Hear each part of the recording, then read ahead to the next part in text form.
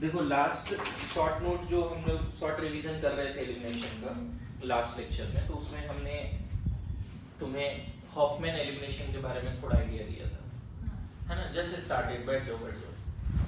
Hofmann elimination तो आपको याद होगा कि एक बार जस्ट रिकैप करा देता हूँ।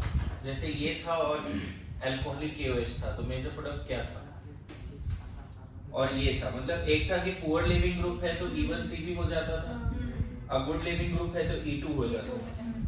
ध्यान है?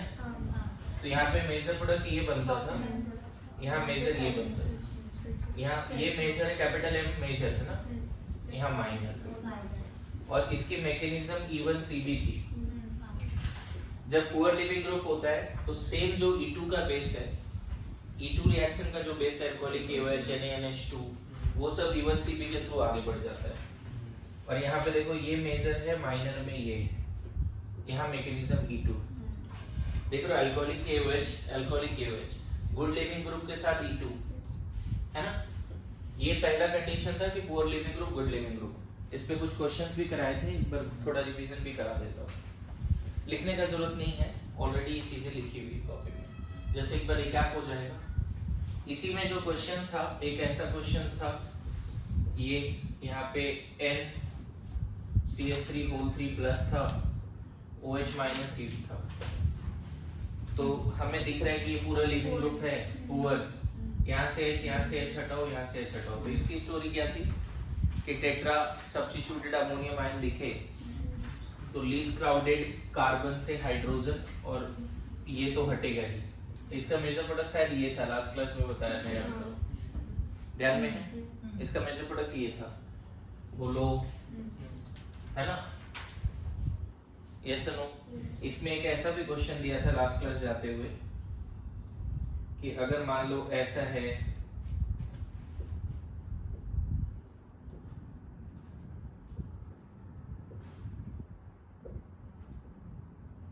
ऐसा क्वेश्चन है, मान लो यहाँ प्लस है, OH माइनस हीट है, तब ये भी टेट्रा सब्स्टिट्यूटेड अमोनियम आयन है। मैंने उस समय स्टोरी बताई थी कि जो लीस्ट क्राउडेड बीटा कार्बन होगा, ये सब अल्फा है, अल्फा बीटा बीटा बीटा। तो आपको क्या करना है, लीस्ट क्राउडेड बीटा कार्बन से हाइड्रोजन और अल्फा कार्बन से ये नाइट्रोजन वाला रिश्ता हटाना है। तो बताओ ये बीटा क्या दिख रहा है, 3 डिग्री क्राउडेड है, ये वाली बीटा भी क्राउडेड है, इधर बीटा है ही नहीं, यहाँ पे बीटा है। तो यहाँ से H जाएगा, यहाँ नेगेटिव आएगा, पहले H प्लस निकलेगा, यहाँ नेगेटिव आएगा, ये फिर ऐसे इसको हटा देगा। तो इसका मेजर प्रोडक्ट इथीन था, अगर आपको याद है। ये क्वेश्चन भी क्लास में कराया है, ध्यान में आ रहा है। मतलब मैं हॉफमैन कंडीशन पढ़ा रहा हूँ, एक बार फिर से रिकैप करा रहा हूँ, है ना। और तो मैंने सोचा था कि 1 गो में 1 शॉट के हिसाब से पढ़ा देंगे, बट वो हुआ नहीं। लेकिन ठीक है, 3-4 लेक्चर में ही 2-3 घंटे में एलिमिनेशन हो जा रहा है पूरा, 2 घंटे में पूरा एलिमिनेशन डन। ठीक है, इस CH3 के जगह पे भी जा सकते हैं, वहाँ पे बीटा भी होगा ना इधर उसके, इधर हाँ देखो, ये भी सही बोल रहा है, ये वाला भी बीटा है, लेकिन फिर भी मेजर प्रोडक्ट तुम यही बनाओ, मेजर प्रोडक्ट यही बनाओ। बिल्कुल सही बोल रहा है, देखो ना, यहाँ भी यहाँ तो बीटा एक ही है, यहाँ पे 2 बीटा है, बीटा बीटा। ये भी लिस्ट क्राउडेड बीटा है, लेकिन कहीं ना कहीं यहाँ नेगेटिव आएगा तो ये थोड़ा ज्यादा स्ट्रॉन्ग प्लस आएगी। यहाँ नेगेटिव आएगा तो यहाँ कुछ नहीं जोड़ा हुआ है, तो नेगेटिव यहाँ ज्यादा स्टेबल है या इस पे ज्यादा स्टेबल है। मेरी बात आ रही है समझ में? बहुत रेयर चांस है कि नीट में इस पर सवाल आएगा, लेकिन ये पढ़ाते हैं, मेजर टेस्ट माइनर टेस्ट वगैरह में आता है। अच्छा, एक और भी बताया था कि मान लो गुड लिविंग ग्रुप है, लेकिन अगर NaNH2 है और मान लेते हैं यहाँ पे टर्शियरी बिटॉक्साइड है, जस्ट रिकैप करा दे रहा हूँ, बल्कि बेस है। तो आपको पता है बल्कि बेस E1 CP के थ्रू, या फिर यहाँ कहाँ से H हटाएगा बल्कि बेस, यहाँ से H, यहाँ से CH। तो इस केस में मेजर ये था, याद है? देखो गुड लिविंग ग्रुप है लेकिन बल्कि बेस है, और यहाँ पे सेट जेल, क्लियर हो रहा है? ये सब बताया गया है, आपको समझाया भी गया, कॉपी में लिखा हुआ भी है, और अभी रिवीजन में रिकॉर्ड भी हो रहा है, बाद में लिख सकते हो, ठीक है। थोड़ा फटाफट हम आगे बढ़ते हैं क्योंकि आगे का टॉपिक पढ़ाना है आज, यही रिवाइज नहीं कराना है। एक और केस है बच्चे, अगर स्पेशली एसिडिक हाइड्रोजन हो, जहां तक अभी पढ़ा है उसके बाद का केस है ना, इफ है ना स्पेशली एसिडिक हाइड्रोजन, है ना एसिडिक हाइड्रोजन, देन E1CP होता है। कैसे होता है देखो समझना, मान लो यहाँ NO2 ले लिया, CH2 Cl ऐसा है मान लेते, और यहाँ पे हमने अल्कोहलिक KOH या NaNH2 ले लिया। गौर करना, लिविंग ग्रुप तो अभी भी यही है, NO2 लिविंग ग्रुप होता ही नहीं। तो यहाँ पे देखो अल्फा कार्बन तो ये है, ये बीटा है, ये बीटा है, समझे। अब देखो ये चूंकि NO2 के वजह से ये हाइड्रोजन हाईली एसिडिक हो चुका है, ये -M-I ग्रुप है, -M, ये NO2 की वजह से हाइड्रोजन बहुत ज्यादा, तो बेस क्या करेगा, तुरंत इस हाइड्रोजन को निकाल देगा। मतलब यहाँ E2 नहीं चलेगा, हाइड्रोजन और क्लोरीन दोनों साथ में ही जाएगा। एंटी पेरिप्लेनर कंडीशन E2 में बताया था, याद करो। पहले हाइड्रोजन जाता है, कार्बोकेटायन बनता है, रीअरेंज होता है, सॉरी पहले हेलोजन जाता है, कार्बोकेटायन बनता है, रीअरेंज होता है, फिर हाइड्रोजन जाता है, वो E1 ऑफ RX है। दोनों साथ में जाता है, अल्फा कार्बन से हेलोजन, बीटा कार्बन से हाइड्रोजन, तो वो E2 होता है। लेकिन पहले हाइड्रोजन गया, कार्बोनाइन बन गया, और फिर हेलोजन गया, तो E1CP। यहाँ पे इस NO2 की वजह से हाइड्रोजन हाईली एसिडिक हो चुका है। तो पता है ये बेस ना दोनों को साथ में नहीं लेके जाएगा, पहले ही बेस यहाँ से H निकाल देगा, और फिर वो C- यहाँ से E1CP के थ्रू इसको हटाएगा। तो पता है इसका मेजर प्रोडक्ट क्या है, इसका मेजर प्रोडक्ट देखो ये है, और ये हॉफमैन है कहीं ना कहीं। पाई बॉन्ड अगर यहाँ और यहाँ बनाने का ऑप्शन हो तो यहाँ बन रहा है, दिख रहा है, क्राउडेड नहीं बन रहा है। ये क्या है, अगर स्पेशली एसिडिक हाइड्रोजन है तो चांसेस क्या है E1CP का, मतलब अल्काइल हैलाइड तो होगा, लेकिन उस अल्काइल हैलाइड में कहीं ना कहीं हाईली एसिडिक हाइड्रोजन होगा।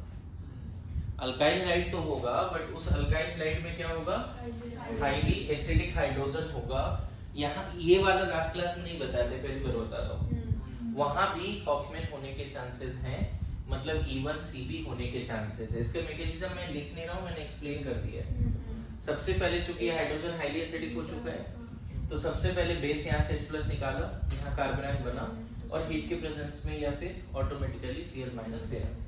जैसे एक क्वेश्चन और देखो इसी पे, ये पहला क्वेश्चन है, दूसरा क्वेश्चन देखो। इसमें ज्यादा इसमें क्वेश्चन नहीं करेंगे, फिर से ऐसे पूछे नहीं जाते ज्यादा, है ना।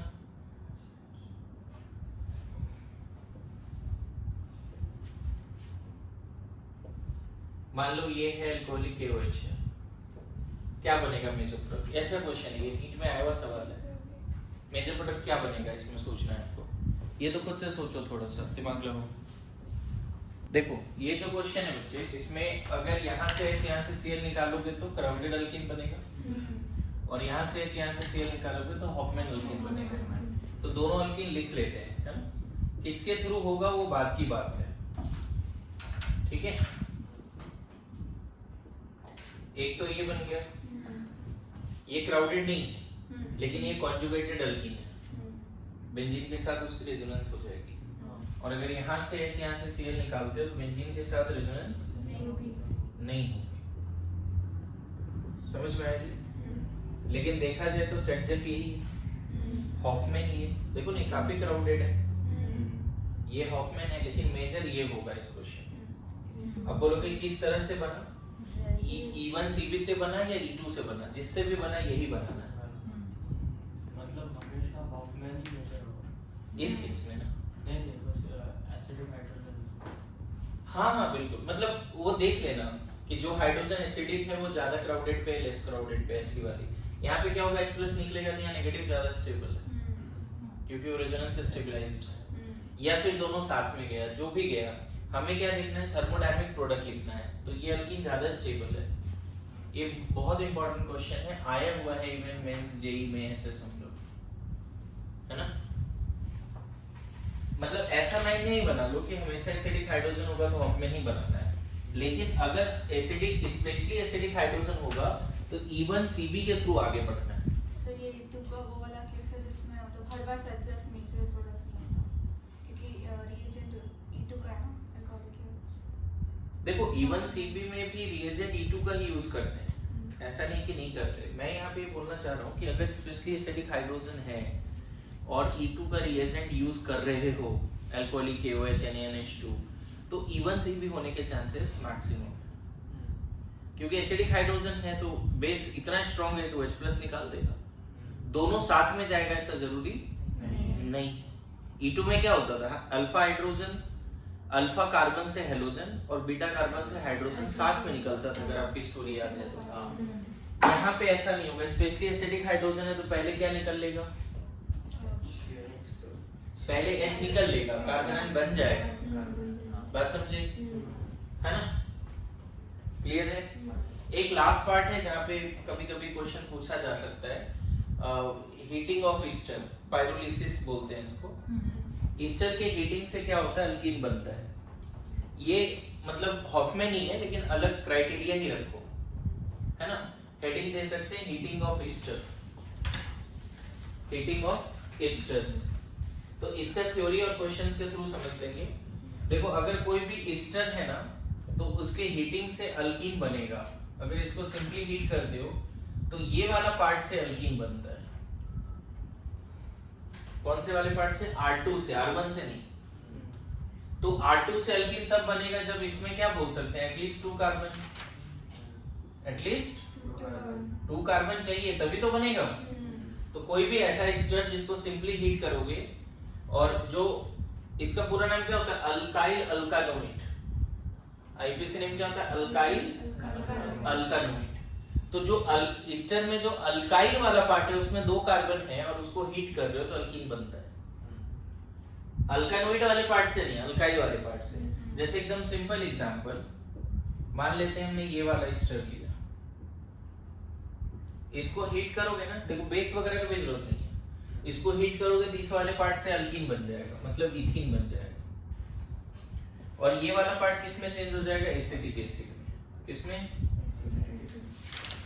है ना? अब इसका देखो पूरा मैकेनिज्म क्या है, साइक्लिक है। थोड़ा मैकेनिज्म समझना इसका क्या है ना? गौर करना।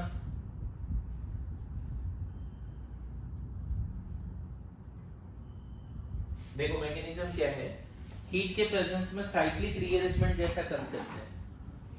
यहाँ पे क्या होगा, गौर करना, ये बॉन्ड यहाँ गया, ये बॉन्ड यहाँ गया, ये बॉन्ड यहाँ गया, ऐसा है साइक्लिक। ठीक है, देखो इसमें थोड़ा सा और समझाता हूँ, कौन कौन सा बॉन्ड टूट रहा है, कौन कौन सा बॉन्ड बन रहा है, वो समझना जरूरी है। देखो ये वाला बॉन्ड टूट रहा है, देखो ईस्टर से, ईस्टर का जो ऑक्सीजन से जो कार्बन जुड़ा हुआ है मान लेते हैं ये अल्फा है, ये बीटा है। ईस्टर के ऑक्सीजन से जो कार्बन जुड़ा है वो अल्फा है और नेक्स्ट वाला क्या, बीटा है। बीटा से H हट रहा है, दिख रहा है, ये बीटा ये अल्फा। बीटा से मतलब बीटा कार्बन का CH बॉन्ड टूट रहा है, बोलो बीटा कार्बन का CH बॉन्ड टूट रहा है, ये वाला बॉन्ड भी टूट रहा है। जो जो टूट रहा है मैं वहां पे रेड से दिखा रहा हूं, कौन कौन सा बॉन्ड टूट रहा है समझ गए? देखो ना, पाई बॉन्ड टूट रहा है, OC का सिग्मा बॉन्ड टूट रहा है, देखा, CH का सिग्मा बॉन्ड टूट रहा है। और जो नए बॉन्ड्स बन रहे हैं वो देखो ये वाली 3 बॉन्ड बन रहे हैं। तो होता क्या है, किसी भी ईस्टर को हीट करोगे ना जिसके अल्काइल के पास कम से कम 2 हाइड्रोजन है, इसके बाद बताओ क्या डिटैच हो जाएगा, सोच के देखो। ये वाला पार्ट किस फॉर्म में डिटैच हुआ बताओ? यहाँ डबल बॉन्ड आया, इधर सिंगल बॉन्ड O और इधर H। देखो तो CH3 C double bond O और OH। और ये किस पार्ट में डिटैच हुआ, ये दोनों हट गया तो CH2 तो ईस्टर का सिंपली हीटिंग से क्या बन जाता है। और एक नया बात समझो, जो ऑक्सीजन पहले डबल बॉन्ड से जुड़ा है वो सिंगल बॉन्ड में आता है, वहां पे देखो ये डबल बॉन्ड से जुड़ा है लेकिन ये सिंगल बॉन्ड में आ गया। और जो पहले सिंगल बॉन्ड से जुड़ा था डबल बॉन्ड में आ गया, जो डबल बॉन्ड से जुड़ा था वो OH में आ गया। क्लियर है? जैसे ये मैकेनिज्म के हिसाब से अगर मैं क्वेश्चन ऐसा दूं कि मान लेते हैं ऐसा है, गौर करना, मैं क्या करता हूं, एक ऑक्सीजन को रेड एक को ब्लैक ऐसा कर देते हैं, चलो ये वाला ऑक्सीजन को मैंने ग्रीन कर दिया। पता है जब इसको हीट करोगे क्या बनेगा, इधर वाले पार्ट से यहाँ से H, यहाँ से ये H हट गया और ये पूरा लिविंग ग्रुप है, यहाँ से H और ये पूरा, तो इथीन तो बन गया राइट, बोलो। लेकिन पता है यहाँ पे कैसा बनने वाला है, गौर करना, देखो ग्रीन वाला ऑक्सीजन कहाँ आ गया, देखो मेरे बात समझे, रेड वाला ऑक्सीजन मान लो इसको रेड कर दिया और यहाँ देखो रेड वाला कहाँ गया, ये बदल जाता है, अपना पोजीशन ऑक्सीजन बदल लेता है। तो किसी भी ईस्टर को हीट करते हैं ना तो अल्काइल वाले पार्ट से अल्कीन बनता है और इधर वाले पार्ट से एसिड, लेकिन इधर वाले पार्ट में ऑक्सीजन अपना जगह बदल लेगा, यहाँ O C डबल बॉन्ड हो और ये रेड वाला OH में चेंज होगा। ये मैकेनिज्म के थ्रू समझ सकते हो। देखो दिस इज ईस्टर। अब इसमें ईस्टर के हीटिंग में जो एक इम्पोर्टेंट पार्ट है कि हॉफमैन कैसे बनाता है वो भी अभी डिस्कस करेंगे, ठीक है। देखो इसमें कभी कभी क्या होगा, आपको 2 बीटा हाइड्रोजन का ऑप्शन मिलेगा। कुछ कुछ ऐसे क्वेश्चंस होते हैं जिसमें 2 बीटा हाइड्रोजन का ऑप्शन मिलता है। जैसे देखो मान लो ऐसा क्वेश्चन है और इसको हीट कर रहे हैं, ये सिंपली हीट होता है, बेस वगैरह नहीं चाहिए। अब मुझे बताओ कि ऑक्सीजन से कनेक्टेड कार्बन अल्फा है, बीटा बीटा है ना। अब यहाँ पे समझना है हॉफमैन कैसे बनाता है। यहाँ से H हटेगा और ये पूरा पार्ट हटेगा, तो यहाँ पाई बॉन्ड आएगा, बोलो। अगर यहाँ से इस बीटा से H हटा और यहाँ से ये पूरा पार्ट हटा तो इधर पाई बॉन्ड आया, मतलब 1 ब्यूटीन रिएक्शन हो। और अगर H यहाँ से हटा और ये पूरा पार्ट हट गया, इस बीटा वाले से H हटा और यहाँ से ये पूरा पार्ट हट गया, तो यहाँ पाई बॉन्ड आएगा, क्या बन जाएगा 2 ब्यूटीन। बट इस केस में मेजर ये देखा गया, ईस्टर का जब भी हीटिंग करोगे ऑक्सीजन से कनेक्टेड जो कार्बन उसके बगल वाले में अगर 2-3 कार्बन का ऑप्शन मिलता है तो लीस्ट क्राउडेड कार्बन से H हटाना है और ये पार्ट तो हटेगा ही हटेगा, मतलब ये पूरा क्लोरीन जैसा है, ऐसा समझो। ध्यान रखना लीस्ट क्राउडेड कार्बन से हाइड्रोजन हटता है और उसके कॉरस्पॉन्डिंग जो ट्रांजिशन स्टेट जो भी बनाया 6 मेंबर्ड साइक्लिक ट्रांजिशन स्टेट, ये वाले H से ट्रांजिशन स्टेट ज्यादा स्टेबल बनता है, लेस क्राउडेड बनता है। मैं ट्रांजिशन स्टेट बना के नहीं दिखा रहा हूं, बस शॉर्टकट याद कर लेना कि अगर ईस्टर में जो अल्काइल पार्ट है उसमें अल्फा 2 बीटा कार्बन का ऑप्शन होगा तो कौन सा बीटा कार्बन हटाएंगे, लेस क्राउडेड, और अल्फा से ऑक्सीजन हटेगा, अल्फा से ऑक्सीजन और लेस क्राउडेड बीटा से हाइड्रोजन, यहाँ पाई बॉन्ड बना देंगे। आया समझ में। जैसे इसी को समझते हुए एक और क्वेश्चन करते हैं, देखते हैं तुम इसको कर पा रहे हो नहीं। मान लो यहाँ पे ऐसा वाला पार्ट है, इसके हीटिंग से क्या बनेगा, तो फिर से देखो अल्काइल पार्ट कौन सा है, ये अल्काइल है, ये इधर वाला पार्ट अल्काइल है। ऑक्सीजन से कनेक्टेड पार्ट क्या है, अल्काइल है, तो ये अल्फा हो गया बच्चे। बीटा बीटा बीटा क्या सिखाया अभी, कौन सा लेस क्राउडेड है, ये वाली। तो यहाँ से H और यहाँ से ऑक्सीजन, पाई बॉन्ड कहाँ बनेगा, समझ में आया, बाहर बनेगा। क्लियर हुआ। कभी भी ईस्टर को हीटिंग करोगे, मान लो कहीं आज के बाद ईस्टर दिख गया और स्ट्रॉन्ग हीटिंग दिख गया, without any rearrangement Hofmann alkene बना दो। वो भी कौन से पार्ट से हॉफमैन अल्कीन बनाना है, इधर वाले पार्ट से नहीं, ये वाले पार्ट से नहीं जी, जो ऑक्सीजन से अल्काइल ग्रुप जुड़ा है उससे हॉफमैन अल्कीन बनाना है, बोलो। समझ में आ रहा है।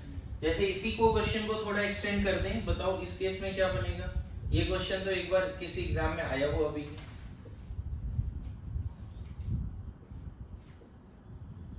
इसको हीट करें तो क्या बनेगा, सेम क्वेश्चन को एक्सटेंड किया है, सोचो थोड़ा।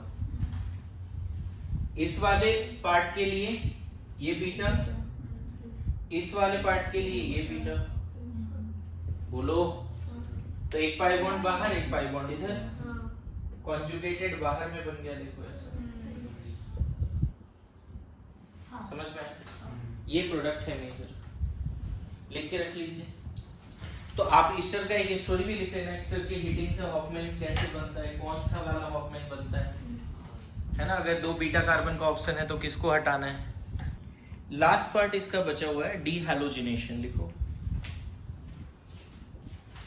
डीहैलोजिनेशन, है ना।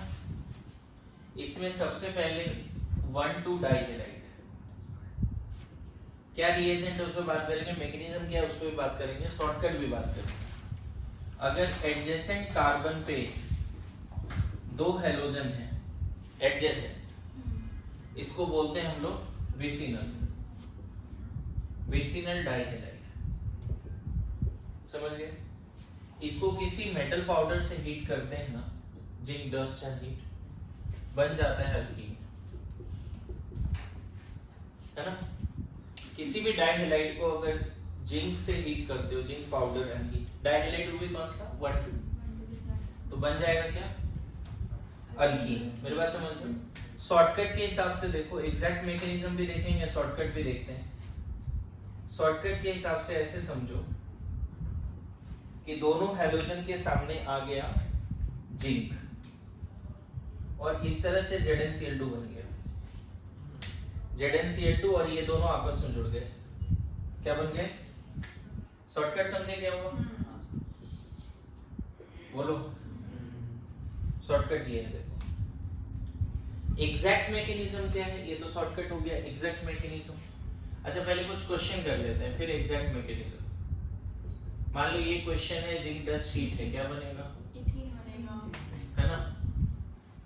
Cl है, जिंक डस्ट हीट है, 2 ब्यूटीन और प्लस ZnCl, यहाँ इथीन, यहाँ अच्छी बात है, कोई रीअरेंजमेंट नहीं, उन्हीं दोनों कार्बन के बीच में पाई बॉन्ड जहाँ पे दोनों हैलोजन जुड़ा हुआ है, बोलो ऐसा है तो सेम रिएक्शन, साइक्लोहेक्सीन, साइक्लोहेक्सीन,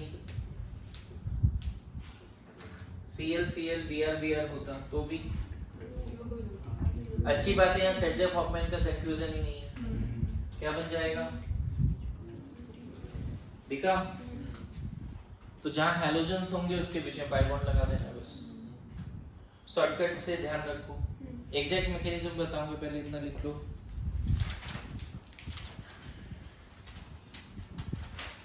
ये देखो, इसमें एग्जैक्ट मैकेनिज्म क्या है वो बताता हूँ, इधर लिख लिया होगा तो एग्जैक्ट मैकेनिज्म देखो।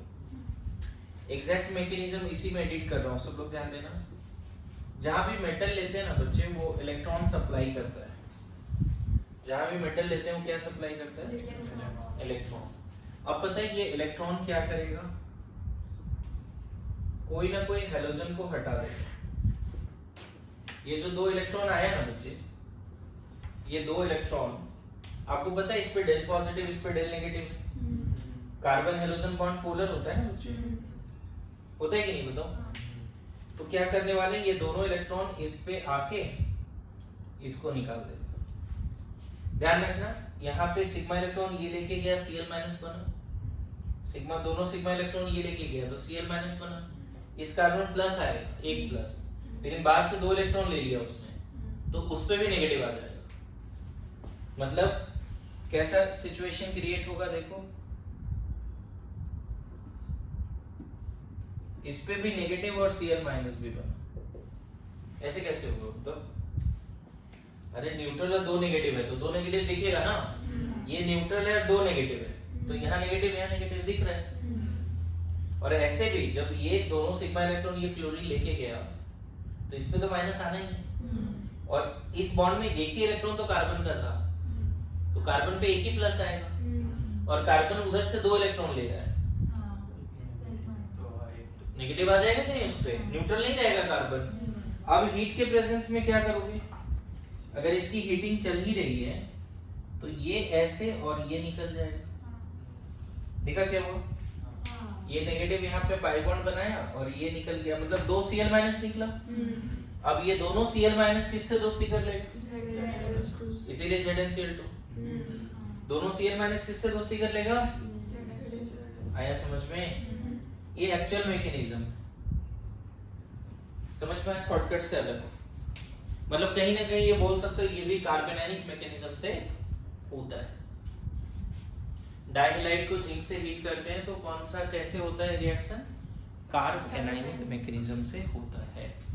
ठीक है, ओके। नाउ ये तो था पहला डाइहेलाइड्स, है ना।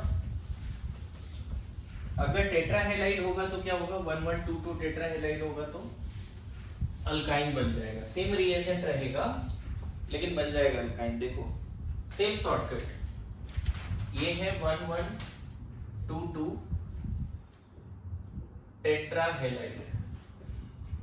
अगर X है, फिर यहाँ भी X है और X है, और same zinc dust and heat, same shortcut. एक जिंक डस्ट इसको निकाल के पाएगा, दूसरा जिंक डस्ट क्या बन जाएगा, अल्काइन। समझ में आया? जैसे अगर मान लो ऐसा है, ClCl है, ClCl है, CH3 क्या बन जाएगा, ClCl हट गया, ClCl हट गया, क्या बन गया, 2 ब्यूटाइन। क्या बन गया, 2 ब्यूटाइन। सो 1,2 डाइहेलाइड होगा तो अल्कीन, एंड 1122 टेट्राहेलाइड होगा तो अल्काइन। बात समझे? अच्छा बताओ, रिएक्टेंट और प्रोडक्ट में नंबर ऑफ कार्बन बदलता है क्या? अगर यहाँ 4 कार्बन है, यहाँ भी 4 कार्बन हो रहा है। इससे पहले वाले में देखो 2,3 डाइक्लोरोप्रोपेन था तो प्रोपीन बना था। नंबर ऑफ कार्बन चेंज नहीं होता। रिएक्टेंट और प्रोडक्ट में नंबर ऑफ कार्बन चेंज नहीं होता। ठीक है, नेक्स्ट देखो थर्ड में, अगर 1,1 डाइहेलाइड होगा तो क्या होगा, जेमिनल डाइहेलाइड। जैसे अगर मान लो ऐसा है, जेमिनल डाइहेलाइड है, यहाँ पे जिंक डस्ट हीट है ना, जेमिनल हेलाइड या डाइहेलाइड भी बोल सकते हो। इसमें भी अल्कीन बनता है बट हायर अल्कीन बनता है। मैं बताता हूँ हायर अल्कीन का क्या मतलब है। यहाँ पे शॉर्टकट के हिसाब से मैकेनिज्म उतना नहीं रटना है। देखो ऐसा हो गया है ना, शॉर्टकट देखो क्या है, ये जो तुमने डाइहेलाइड लिया, यहाँ में 2 मोल जिंक ले लो, ठीक है, 2 मोल जिंक ले लिया शॉर्टकट के हिसाब से। तो ऐसा देखा गया इस केस में क्या बनता है, हायर। देखा, ये दोनों कार्बन के बीच में क्या हो जाएगा, डबल बॉन्ड। अभी तक रिएक्टेंट प्रोडक्ट में नंबर ऑफ कार्बन सेम था। यहाँ देखो कार्बन अगर 2 है तो वहाँ 4 कार्बन है ना। जैसे एकदम सिंपल क्वेश्चन है, मान लो ऐसा है 1,1 डाइक्लोरोमीथेन, क्या बन जाएगा, इथीन। आया समझ में? 1,1 डाइक्लोरोइथेन, प्रोपीन नहीं, ब्यूटीन।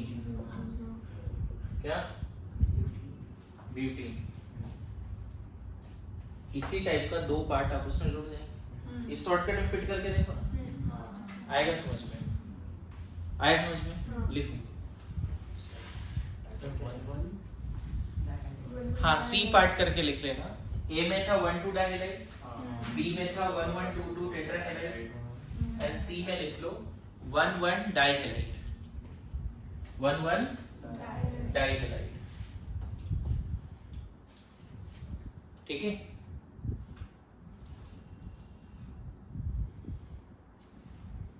एक 2 क्वेश्चन यहाँ पे, बस ज्यादा नहीं, 2-3 क्वेश्चन कर लो। हालांकि इस पे तो क्वेश्चन पूछा नहीं गया ज्यादा। एक क्वेश्चन और अभी देने वाले हैं, वो ज्यादा इंपॉर्टेंट है।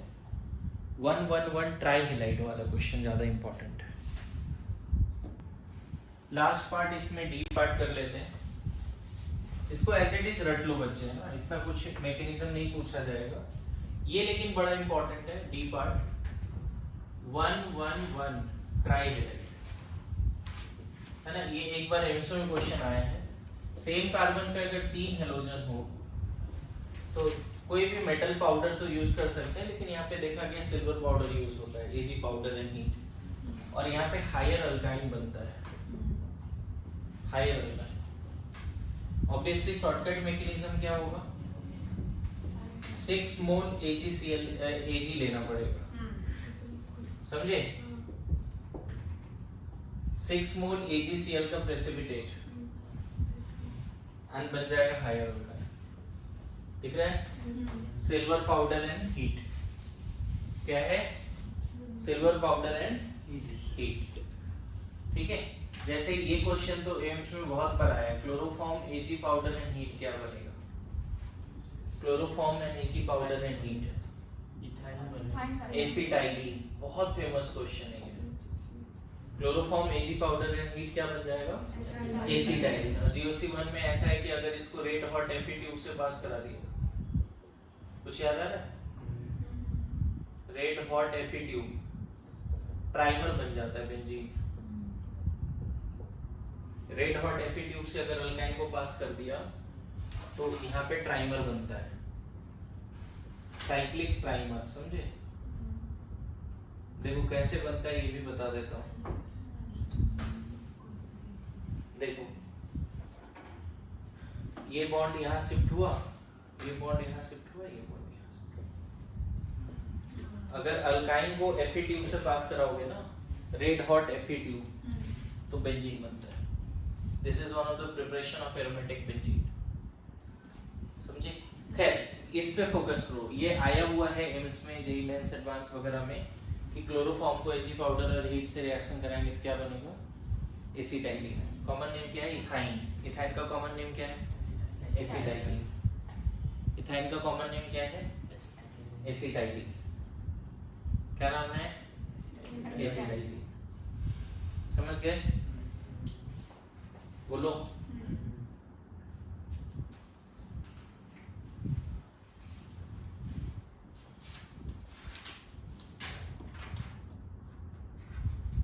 डन?